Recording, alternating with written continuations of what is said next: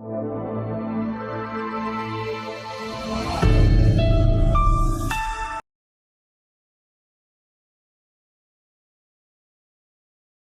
बच्चों, वाणी श्रृंखला की मेरी हिंदी व्याकरण भाग 8 में आपका स्वागत है। तो आइए प्रारंभ करते हैं हम अपने पाठ। तो आज हम प्रारंभ करेंगे पाठ नंबर 7, जिसका नाम है समास, दैट इज कंपाउंड। जब दो या दो से अधिक शब्दों के योग से एक नए शब्द की रचना की जाती है तो उस रचना को समास कहते हैं। आइए समास के बारे में पढ़ते हैं हम। देखिए, ये वाक्य है, घोड़े पर सवार, गिरी को धारण करने वाला है जो, अर्थात श्री कृष्ण की बात हो रही है यहाँ पर। और प्रयोग के लिए शाला, तो हम इसको प्रयोगशाला बोलते हैं। ऊपर दिए गए शब्द समूहों को ध्यान से पढ़िए। हम इनका संक्षेपीकरण करके ऐसे नए शब्द बना सकते हैं जिनका अर्थ पूर्ववत ही रहेगा।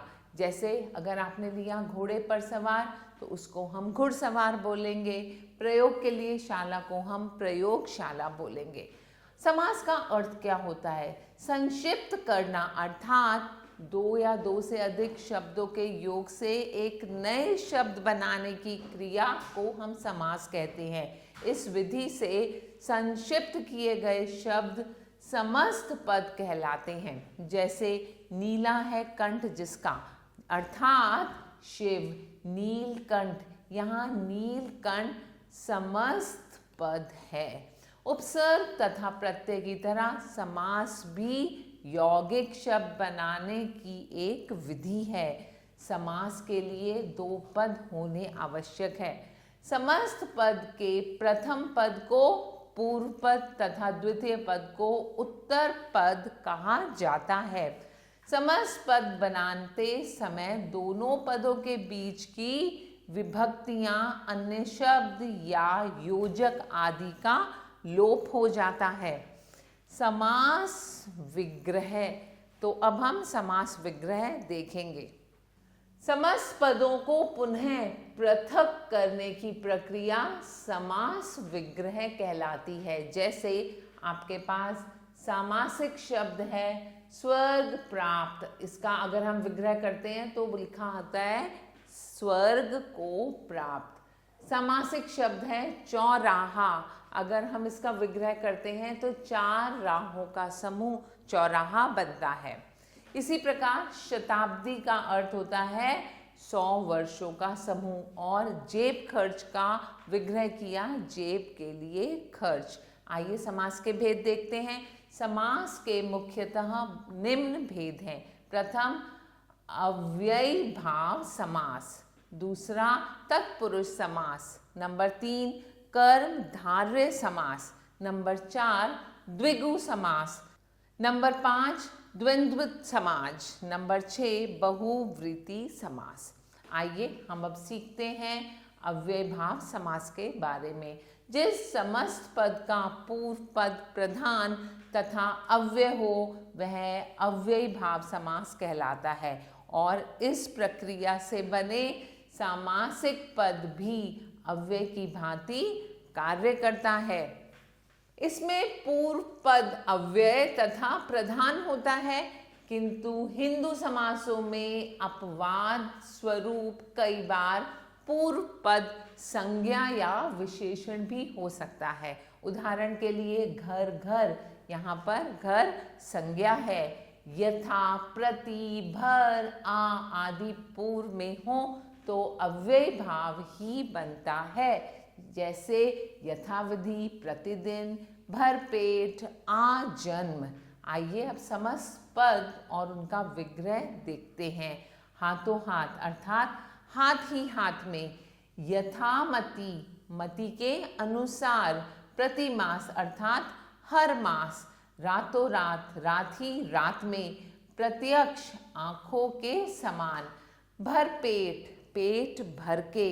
इसी प्रकार प्रत्येक का अर्थ बनता है एक एक, तो एक एक इसका विग्रह हो गया।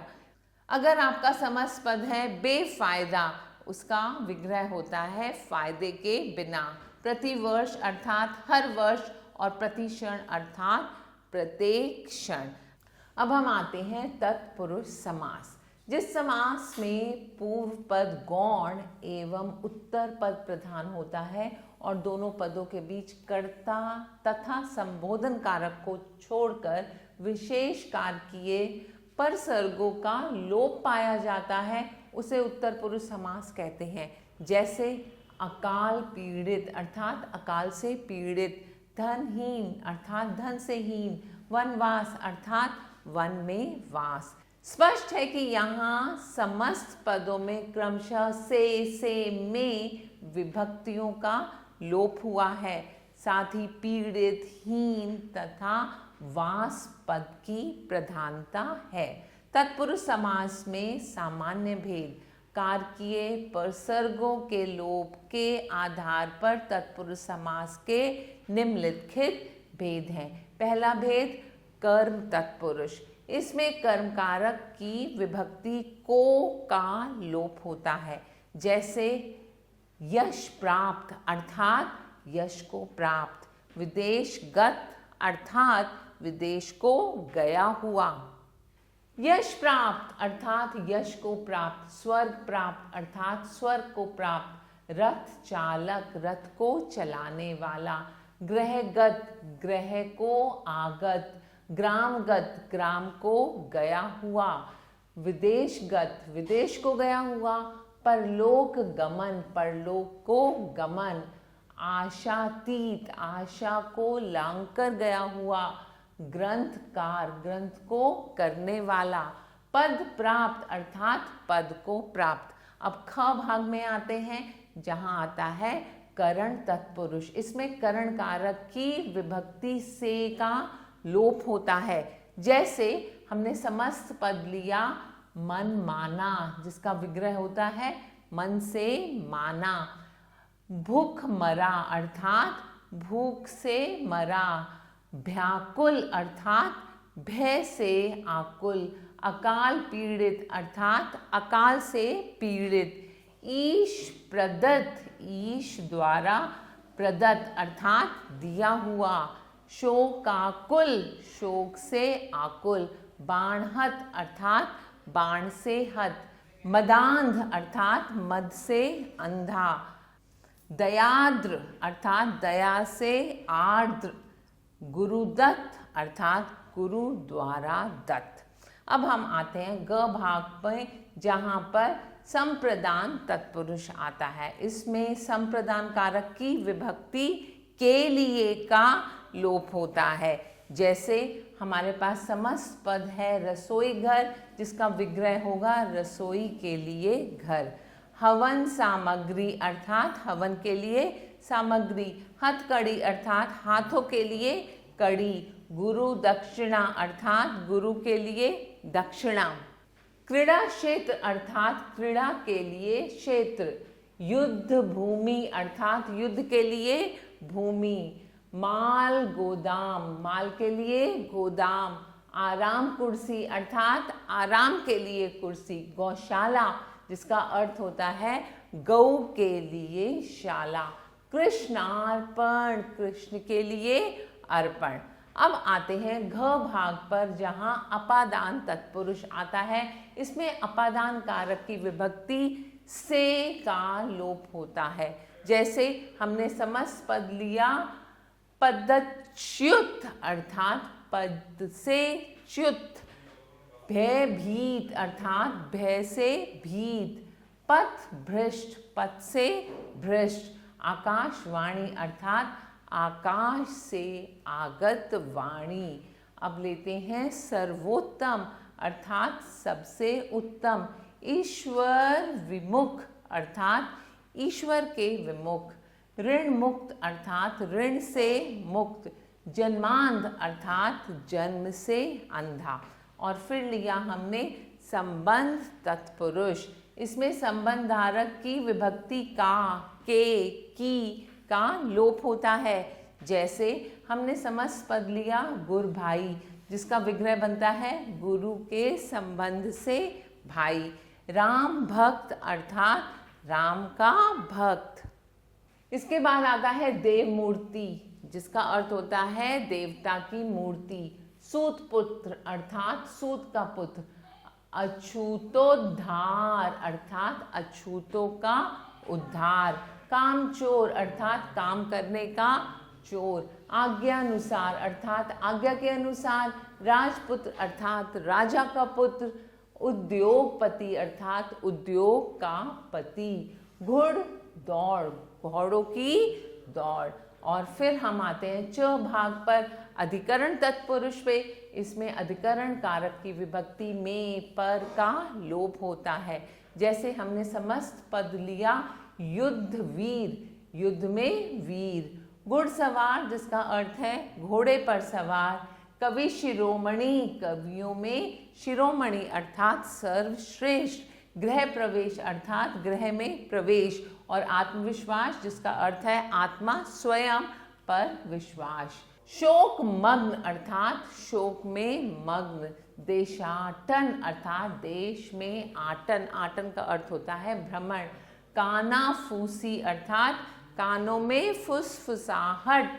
आप बीती अर्थात आप पर बीती। और पुरुषोत्तम अर्थात पुरुषों में उत्तम। उसके पश्चात हम लेते हैं तत्पुरुष समास के अन्य भेद। तत्पुरुष समास के अन्य भेद निम्नलिखित हैं। पहला आता है नत्र तत्पुरुष, जहाँ सामाजिक पद में प्रथम पद नकारात्मक होता है वहाँ नत्र तत्पुरुष होता है। नत्र समास अधिकरत अ या अन से शुरू होता है।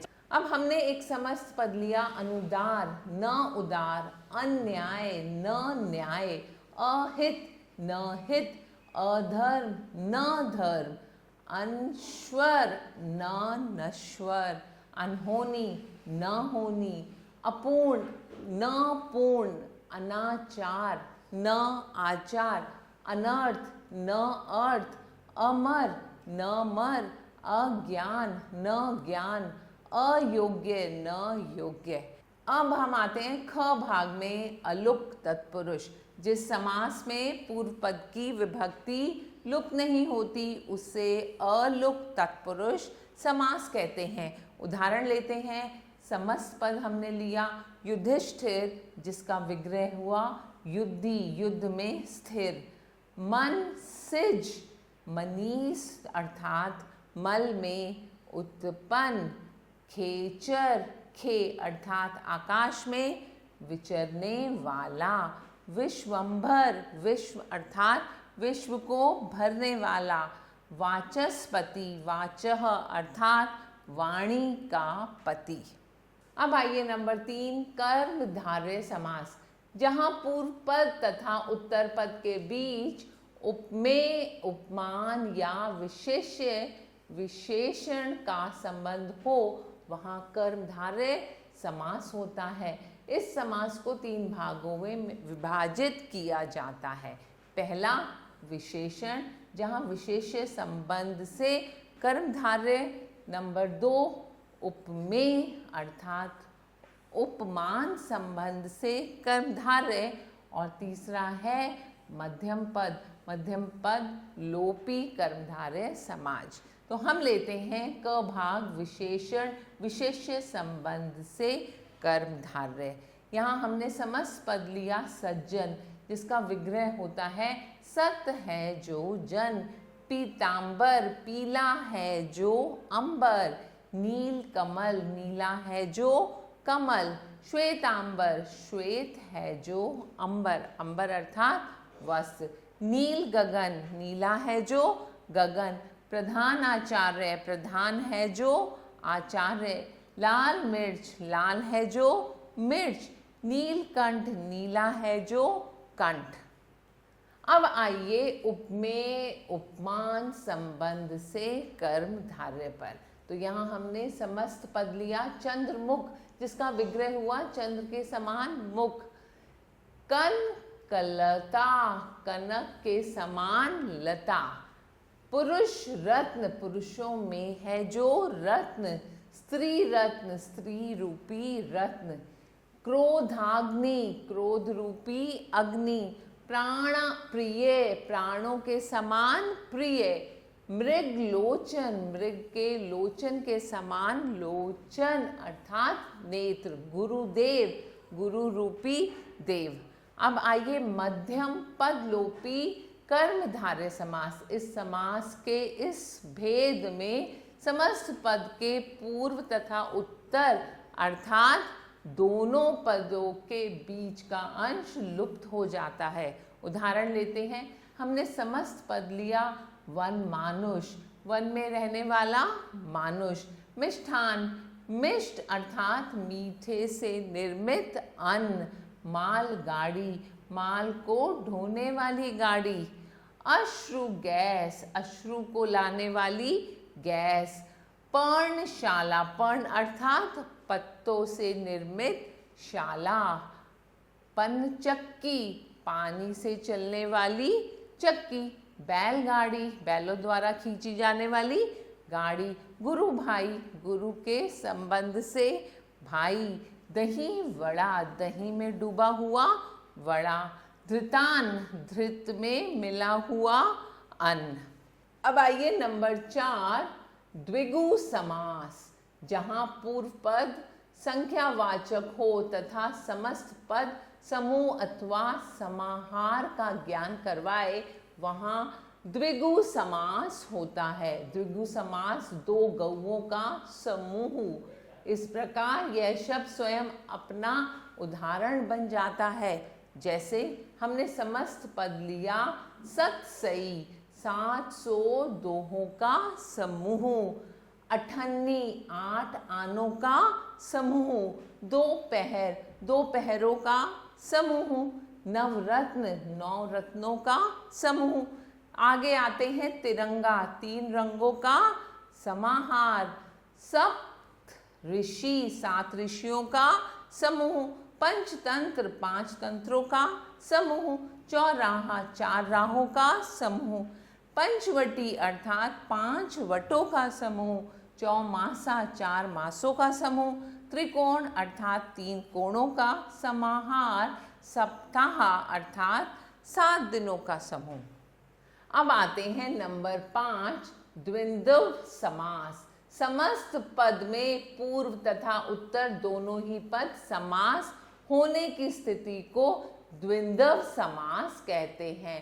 समस्त पद बनाते समय और अथवा या का लोप हो जाता है। उदाहरण लेते हैं, जैसे समस्त पद हमने लिया नर नारी, अर्थात इसका विग्रह हुआ नर और नारी। भला बुरा, भला और बुरा। अन्न जल अर्थात अन्न और जल। देवासुर, देव और असुर। अपना पराया अर्थात अपना और पराया।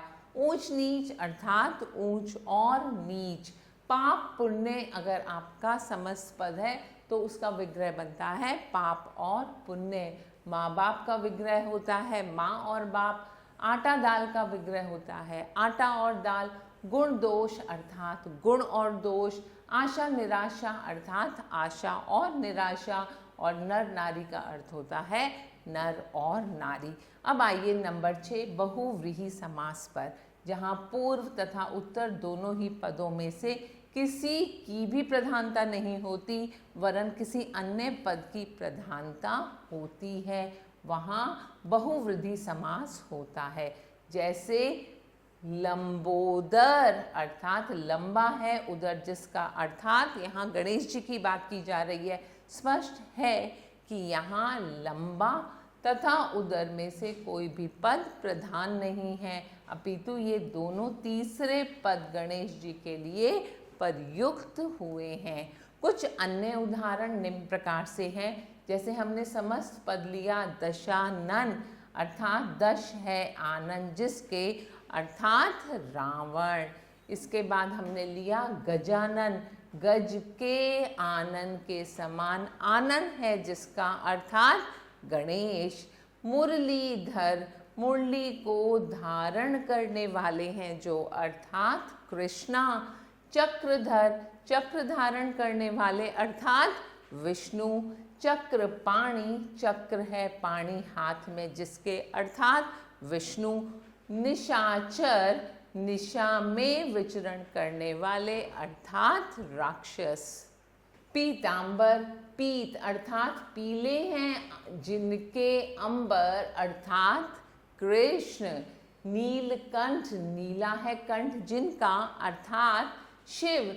त्रिनेत्र, तीन नेत्र हैं जिनके, अर्थात शिव। मृत्युंजय, मृत्यु को भी जीत लिया है जिसने, अर्थात शिव।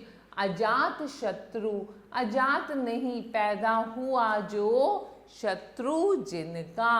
अल्प बुद्धि, अल्प है बुद्धि जिसकी, और चतुर्मुख अर्थात चार हैं मुख जिनके, अर्थात ब्रह्मा जी की बात हो रही है। तो आइए अब हम दोहराते हैं। जब दो या दो से अधिक शब्दों के योग से एक नए शब्द की रचना की जाती है तो उस रचना को समास कहते हैं, और समास के लिए दो पदों का होना आवश्यक है। समस्त पद में प्रथम पद को पूर्व पद तथा द्वितीय पद को उत्तर पद कहते हैं, और समस्त पद को पृथक करने की प्रक्रिया समास विग्रह कहलाती है। तो अब आपको पाठ समझ आ गया होगा। अब इसके ऊपर अभ्यास आप स्वयं करेंगे। आशा है आपको पाठ अच्छे से समझ आ गया होगा। फिर मिलेंगे नए पाठ के साथ, तब तक के लिए आभार।